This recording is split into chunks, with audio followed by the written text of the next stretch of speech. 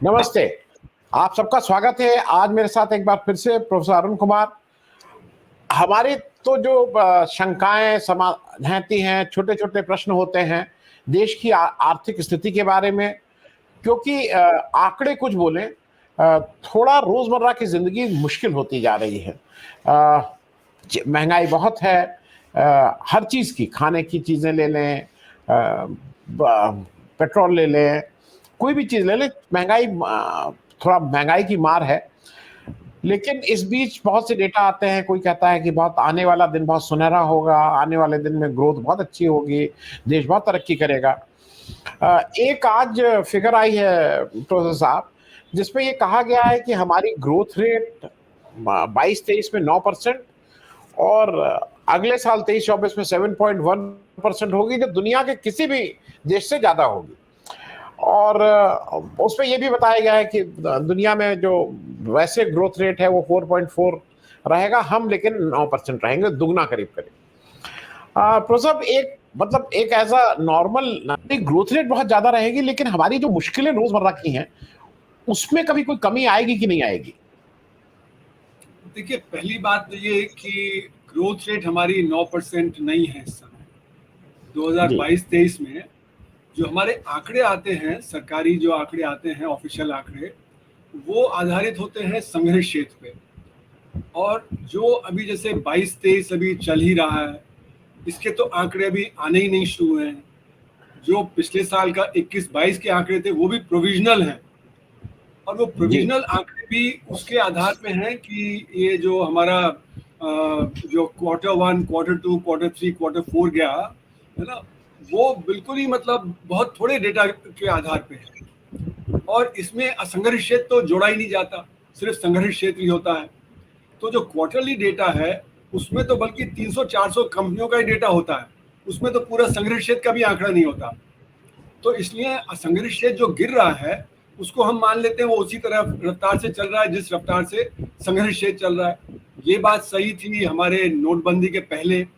नोटबंदी के बाद असंगठित क्षेत्र में गिरावट आई, फिर जीएसटी से असंगठित क्षेत्र में गिरावट आई, फिर एनबीएफसी क्राइसिस आया। तो हर साल 2016 में, 17 में, 18 में, फिर 2020 में ये पैंडेमिक आ गया, जिसमें असंगठित क्षेत्र और बुरी तरह से गिर गया।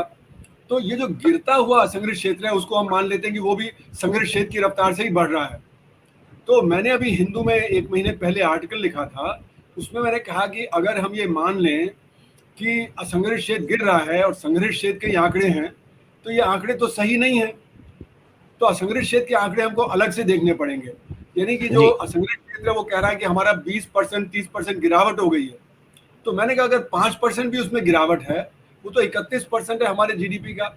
और दूसरी बात, वहां से डिमांड शिफ्ट हो गई है संघटित क्षेत्र में। तो संघटित क्षेत्र तो जरूर बढ़ रहा है, पर असंगठित क्षेत्र गिर रहा है। और उसके जो बढ़ रहा है संघटित क्षेत्र, उसके पीछे है कि असंगठित क्षेत्र गिर रहा है, तो डिमांड शिफ्ट हो गई है। तो डिमांड शिफ्ट होने की वजह से हम ये मान लें कि 5% भी डिमांड शिफ्ट हुई है। और इसके पीछे अगर आप देखें तो हिंदुस्तान लीवर की जो एनुअल रिपोर्ट आई वही 1.5 महीना पहले, उन्होंने कहा हमारा मार्केट शेयर बढ़ रहा है क्योंकि जो छोटे जो उद्योग वगैरह हैं वो इससे कोप नहीं कर पा रहे हैं। तो खुद ही एडमिट कर रहे हैं कि डिमांड शिफ्ट कर रही है। और उसी तरह प्रेशर कुकर इंडस्ट्री है, बाकी टेक्सटाइल इंडस्ट्री है, बाकी और सब जगह। तो मैंने उसमें आंकड़ा लगाया है कि अभी हमारी रेट ऑफ ग्रोथ 0% है, जबकि सरकार कह रही है 8% है। तो ये जो कहा जा रहा है कि 9% ग्रोथ होगी 2022-23 में, इसके पीछे कोई तथ्य नहीं है, ये बिल्कुल ही फर्जी है। और ये जो हमारा जो असंगठित क्षेत्र है उसको इनविजिबलाइज कर रहा है, मतलब उसको अदृश्य कर दे रहा है कि हमारा असंगठित क्षेत्र को हम जोड़ ही नहीं रहे, ना पॉलिसी में जोड़ रहे हैं और ना डेटा में जोड़ रहे हैं।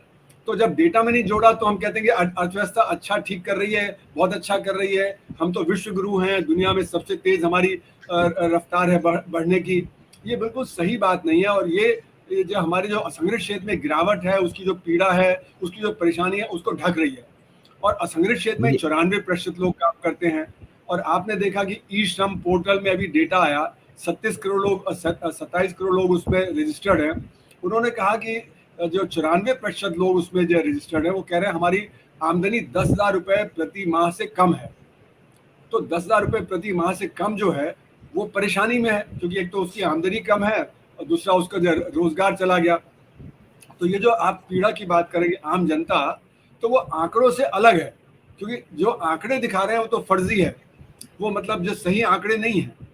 तो इसलिए ये कहना कि जो सभी अगर हमारा 9% का ग्रोथ है तो सभी खुशहाली होगी, सबका बढ़त होगा, वो बात नहीं है, क्योंकि ये एक तरह से जो हमारा असंगठित क्षेत्र है उसको एक अदृश्य कर दे रहा है।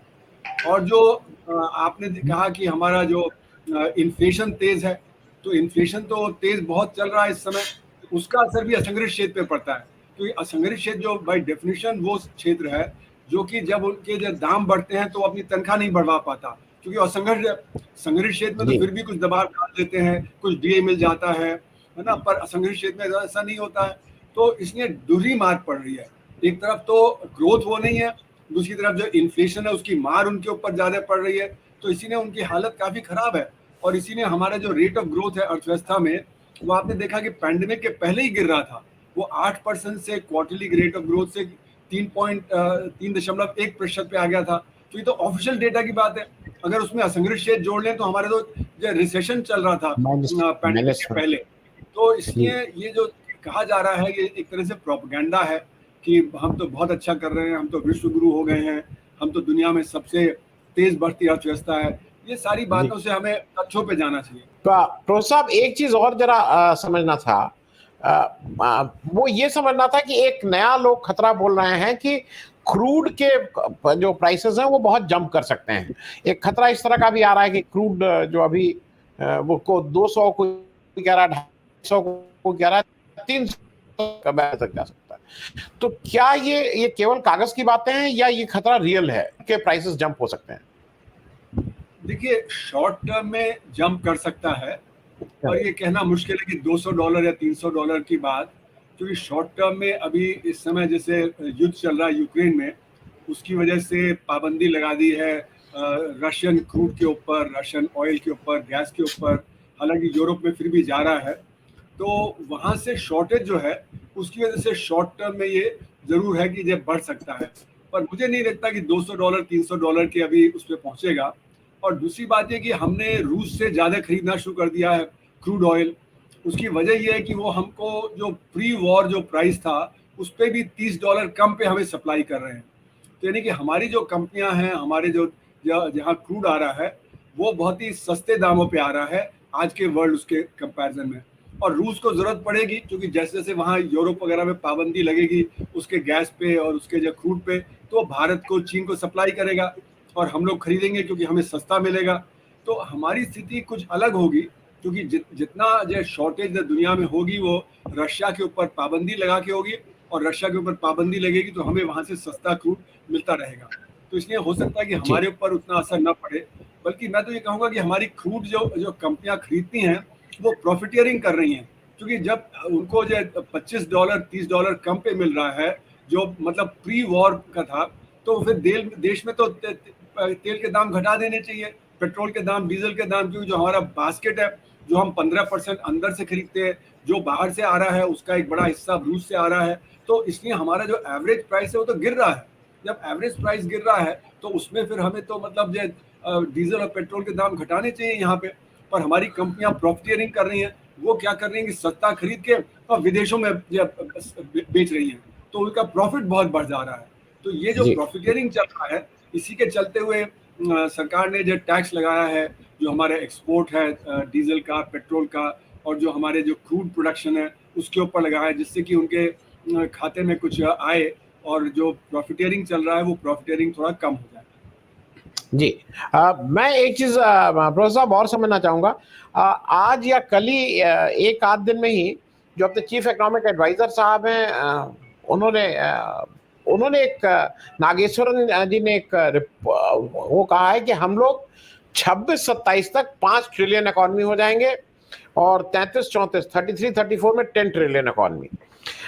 अभी 3.3 ट्रिलियन है उनके हिसाब से। और हालांकि ये सब बातें इसलिए मैं कह रहा हूं कि 2019 में हमारे प्रधानमंत्री जी ने कहा था कि 24-25 में हम 5 ट्रिलियन हो जाएंगे।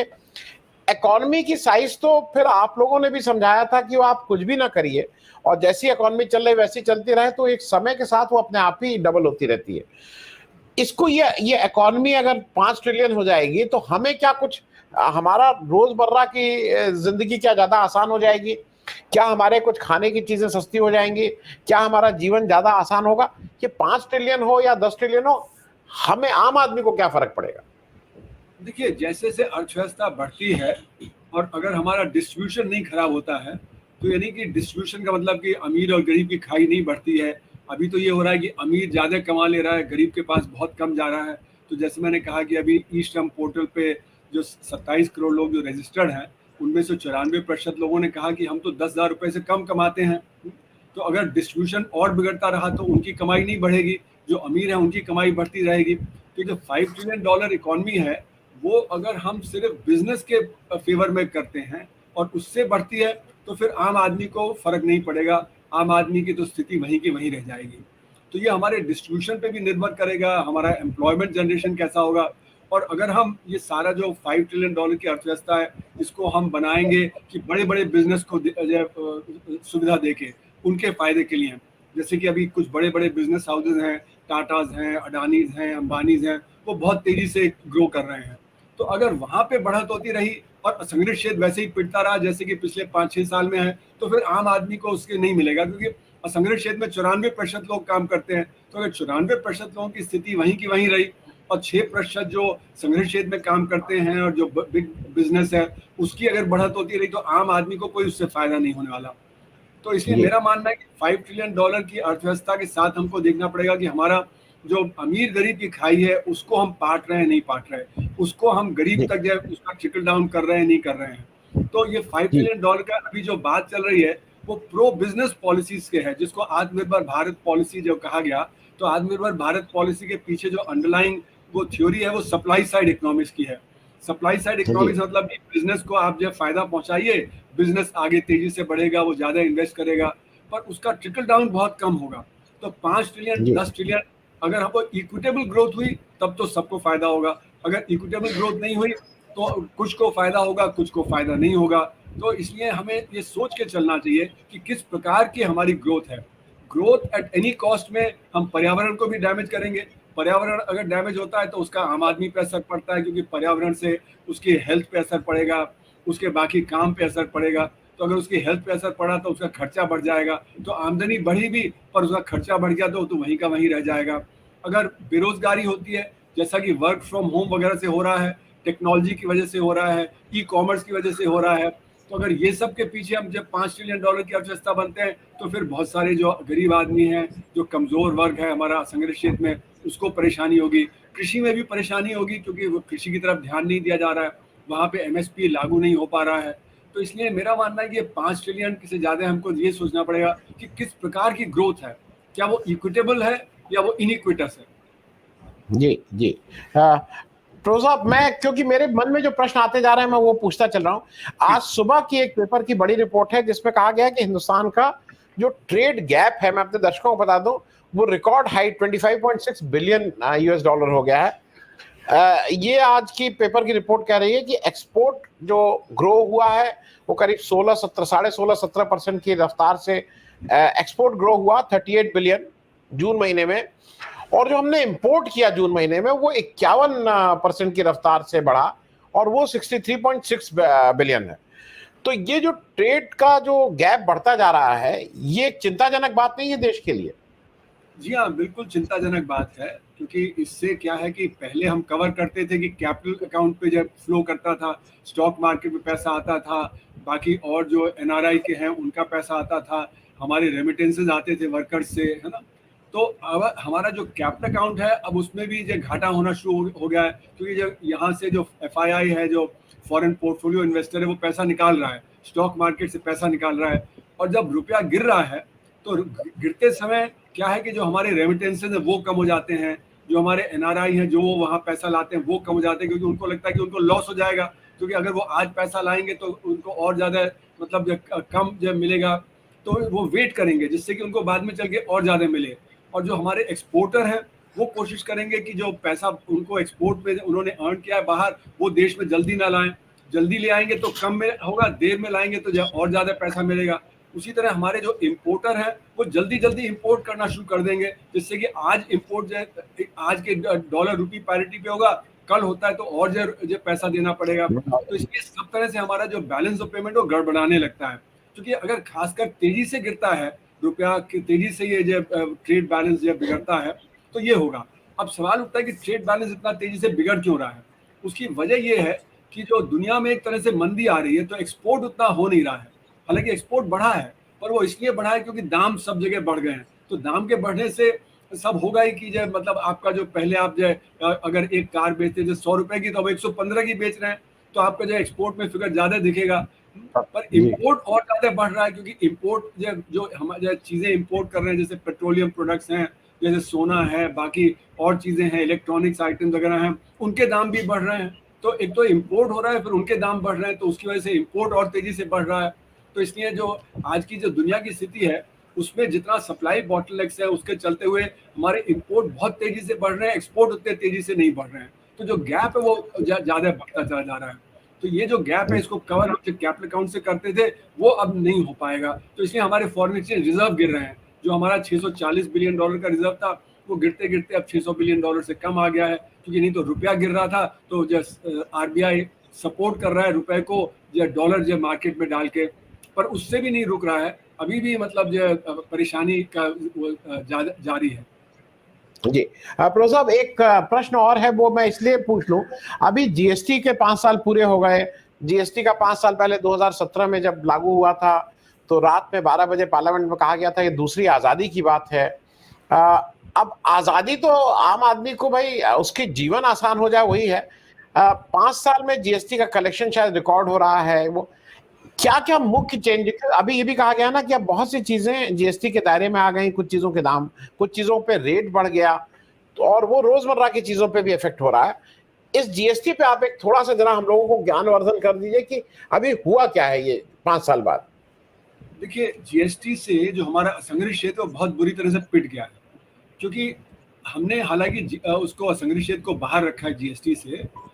या तो आपका 50 लाख तक का टर्नओवर है, तो आपको तो जीएसटी में बिल्कुल नहीं है। और अगर 1.5 करोड़ से कम है, तो आप जो कॉम्पोजिशन स्कीम में 1% टैक्स देते हैं, और आपको इतने सारे जो रिटर्न नहीं फाइल करने पड़ते, जो कि बाकियों को करने पड़ते हैं। तो एक तरह से कहा जाए तो उनको सहूलियत दी है। लेकिन यही जो सहूलियत है, वही एक फांसी का फंदा बन गया है उनके लिए, क्योंकि उनको इनपुट क्रेडिट नहीं मिलता। इनपुट क्रेडिट मिलने से आपने जो माल खरीदा वो सस्ता हो जाता है। तो यानी कि जो असंगठित क्षेत्र माल खरीद रहा है, वो संगठित क्षेत्र के कंपैरिजन में महंगा है। दूसरा, जब आप माल बेचते हैं किसी बिजनेस को, तो आप इनपुट क्रेडिट दे सकते हैं अगर आप जो असंगठित क्षेत्र में हैं। पर अगर आप असंगठित क्षेत्र में हैं, तो आप इनपुट क्रेडिट नहीं दे सकते उसको। बल्कि यहाँ तक कि जो संगठित क्षेत्र वाला उनसे खरीदेगा, उसको एक रिवर्स चार्ज देना पड़ता है। रिवर्स चार्ज का मतलब है कि जो कॉम्पोजिशन स्कीम में या असंगठित क्षेत्र का है, जो उसको टैक्स देना चाहिए था, जो उसने नहीं दिया, वो संगठित क्षेत्र वाले को देना पड़ेगा। यानी कि उसके लिए तो डबल महंगाई हो गई। तो यानी कि माल महंगा हो रहा है, और जो सामान आपने खरीदा वो भी महंगा हो रहा है। तो असंगठित क्षेत्र स्क्वीज हो रहा है, और इसी में डिमांड शिफ्ट कर रही है। तो मैं बार बार जब प्रेशर कुकर इंडस्ट्री के चेयरमैन मिस्टर जगन्नाथन की एनुअल रिपोर्ट 2018 की कोट करता हूँ, जो 1 साल बाद आई थी जीएसटी के लागू होने। उन्होंने कहा कि हमारे जो प्रेशर कुकर इंडस्ट्री में 30 यूनिट हैं, 25 जो असंगठित क्षेत्र में है, 5 संगठित क्षेत्र में है। और कह रहे हैं हम 5 बहुत खुश हैं कि हमारा डिमांड 24% बढ़ रहा है। और अगले सेंटेंस में उन्होंने कहा कि इसलिए बढ़ रहा है क्योंकि असंगठित क्षेत्र जीएसटी से डील नहीं कर पा रहा है, तो इसलिए उनसे डिमांड हमारी तरफ आ रही है। वही अभी हिंदुस्तान लीवर के जो चेयरमैन ने अपनी रिपोर्ट में कहा। तो ये जो हमारा जो असंगठित क्षेत्र है, वो बहुत बुरी तरह पिट रहा है। इसके चलते हुए जो हमारे खाई है संगठित असंगठित क्षेत्र की, वो बढ़ रही है। इसीलिए देखिए कि असंगठित क्षेत्र जो है वो कॉन्सेंट्रेटेड है बैकवर्ड स्टेट्स में, बिहार वगैरह में, तो वहाँ की ग्रोथ कम हो गई है। और जो संगठित क्षेत्र है वो एडवांस स्टेट्स में है, वहाँ पे जो ज़्यादा हो गया है। तो जो खाई जो अमीर और गरीब स्टेट्स की बढ़ रही है। हालांकि कहा गया था कि ये लास्ट पॉइंट टैक्स है, तो ये जो बैकवर्ड स्टेट्स है वहाँ पे कंजम्पशन ज़्यादा होता है, तो उनको बेनिफिट करेगा। लेकिन उल्टा हो रहा है कि प्रोडक्शन जो है वो अफेक्ट हो रहा है जो बैकवर्ड स्टेट्स में, और जो एडवांस स्टेट्स हैं उनको फ़ायदा पहुँच रहा है इसका। फिर इसके चलते हुए हमारा फिस्कल फेडरलिज्म कमज़ोर पड़ गया। फिस्कल फेडरलिज्म का मतलब है कि जो हमारे यहाँ जितने अलग अलग स्टेट्स हैं उनकी एक ऑटोनॉमी होती है। ये जो ऑटोनॉमी है, उसका मतलब है कि हम अपने तरह से अपना डेवलपमेंट करें। क्योंकि जो असम की समस्या है वो गुजरात की समस्या नहीं है, जो हिमाचल की समस्या है वो तमिलनाडु की समस्या नहीं है। तो कैसे हम रेवेन्यू को रेज करें और कैसे उसको खर्च करें, वो स्टेट पर निर्भर होना चाहिए। ये मतलब होता है फिस्कल फेडरलिज्म का। अब यहाँ पे तो सबको एक बांध दिया कि सबको एक ही तरह का टैक्स लगाना है। तो जब वो एक ही तरह का टैक्स लगाना है, तो फिर जब ऑटोनॉमी खत्म हो जाती है, तो इससे फिस्कल फेडरलिज्म कमजोर होता है। तो ये अभी जो सुप्रीम कोर्ट का जजमेंट आया कि जो जीएसटी काउंसिल का जो रिकमेंडेशन है वो बाइंडिंग नहीं है स्टेट्स के ऊपर। तो बाइंडिंग नहीं है मतलब कि स्टेट्स उसको एक्सेप्ट करें या ना करें, तो इससे जो सारा जीएसटी का स्ट्रक्चर है वो भी परेशानी में हो जाता है। फिर तीसरी बात एक और है कि जीएसटी तो तभी ठीक से काम करता है जबकि एक रेट ऑफ टैक्स हो, पर यहाँ क्या है कि एक वस्तु पे तो एक रेट ऑफ टैक्स है, लेकिन वैसे 8-9 टैक्स रेट हैं, 0%, 5%, 12%, 18%, 28%, और फिर सिन उसमें सेस लगा देते हैं। फिर गोल्ड पे अलग है, अनकट डायमंड पे अलग है, कॉम्पोजिशन स्कीम में अलग है। तो बहुत सारे रेट हो गए, उसके चलते काले धन की अर्थव्यवस्था जनरेट हो रही है। और जो सारा कहा गया था कि जो अब पुलिस रोकेगी नहीं, टोल वगैरह पे नहीं रोकेगी, तो यहाँ पे जो ई वे बिल है उसकी इतनी कॉम्प्लेक्सिटी है कि उसके चेकिंग में बहुत करप्शन हो रहा है। फिर जो इनपुट क्रेडिट है उसके लिए फर्जी कंपनियां बनाई जा रही हैं, उसकी वजह से करप्शन बहुत बढ़ रहा है। और जब जो बिजनेसमैन है वो बता रहे हैं कि जब उनको परेशानी बढ़ गई है, तो कुल मिला के ये हमारे देश के लिए सूटेबल नहीं है जीएसटी, क्योंकि जी हमारे जी यहाँ क्षेत्र बहुत बड़ा है और यहाँ पे जो हमारा गवर्नेंस है वो बहुत ही कमजोर है। तो ये कहा गया कि जी फ्रांस में 1954 से लागू कर दिया गया था वैट, तो हमारे यहाँ क्यों नहीं? अब फ्रांस में तो असंगठित क्षेत्र है ही नहीं, वहाँ पे गवर्नेंस बेटर है। और जो कहा जाता है कि 160 देशों में जो जीएसटी लागू किया गया है, तो हम 160 देश से अपने क्यों कंपेयर करते हैं, क्योंकि जितना बड़ा हमारा संघीय क्षेत्र वैसा तो और कहीं है ही नहीं, और जो हमारे यहाँ गवर्नेंस की समस्याएं हैं वो दूसरे देशों में नहीं है। और तीसरी बात यह है कि जो 160 देशों में लागू किया भी गया है, तो वहाँ पे फुल जीएसटी नहीं लागू किया गया। फुल जीएसटी तो मुश्किल से 4-5 देशों में ही लागू किया गया है, और ये पार्शियल जीएसटी हमारे यहाँ भी है, पार्शियल जीएसटी दूसरे देशों में भी है। तो ये पार्शियल जीएसटी है जो फांसी का फंदा बन गया है, क्योंकि इसके चलते हुए बहुत तरह की परेशानियां आ गई हैं। तो कुल मिला के आज जो हमारी अर्थव्यवस्था जो स्लो डाउन कर रही है, हालांकि आंकड़ों में जैसे आपने शुरू में कहा कि 9% की ग्रोथ कह रहे हैं, पर वो तो संघर्ष क्षेत्र के आंकड़ों के आधार पे हैं। वैसे तो हमारी ग्रोथ इस समय 0% का नेगेटिव है, जी उसमें जी जीएसटी की परेशानी और ऐड हो रही है, उसकी वजह से और ज्यादा परेशानी हो रही है। तो इसलिए जी जीएसटी को रिफॉर्म करना बहुत जरूरी है। और मैं पिछले 6-7 साल से कहा भी है, लिखा भी है, ईपीडब्ल्यू में अपनी किताब में, ग्राउंड स्कॉचिंग टैक्स मेरी किताब का नाम है, जिसमें मैंने दिया जी कि what is the alternative. Alternative है कि ये लास्ट पॉइंट टैक्स है। जब लास्ट पॉइंट टैक्स है तो आखिरी पे ही खरीद ले लीजिए, जब आपने कटोरी खरीदी तो कटोरी पे जो एमआरपी पे टैक्स लगा दीजिए।